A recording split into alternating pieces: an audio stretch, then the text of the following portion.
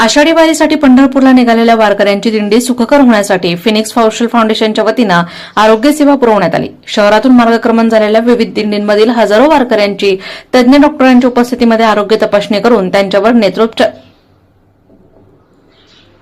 त्यांच्यावर औषधोपचार करण्यात आले। तर दिंडीत मरणोत्तर नेत्रदान व अवयवदानाची जागृती करण्यात आली। गेल्या 23 वर्षांपासून फिनिक्स सोशल फाउंडेशनचे संस्थापक अध्यक्ष जालिंदर बोरुडे हा उपक्रम राबवत असून दरवर्षी संत निवृत्ती महाराज नाशिक, मुक्ताई महाराज जळगाव, जंगली शास्त्री महाराज डोंगरगण आदी लहान मोठ्या दिंडीतील वारकऱ्यांना आरोग्य सुविधा पुरवण्याचं कार्य सातत्यानं सुरू आहे। ज्या वारकऱ्यांना औषधोपचाराची गरज भासली त्यांना मोफत औषधोपचार देखील करण्यात आले। जालिंदर बोरुडे म्हणाले की वारकऱ्यांच्या सेवेतून पांडुरंगाच्या भक्तीचा आनंद मिळतो। वारकरी संप्रदाय समाज जागृतीचं कार्य करत असून त्यांच्या माध्यमातून मरणोत्तर नेत्रदान व अवयवदान चळवळ यशस्वी होणार आहे। वारकऱ्यांना आरोग्य सेवा देताना दिंडीत नेत्रदान व अवयवदान चळवळीची जागृती देखील सातत्यानं सुरू असल्याचं त्यांनी सांगितलं।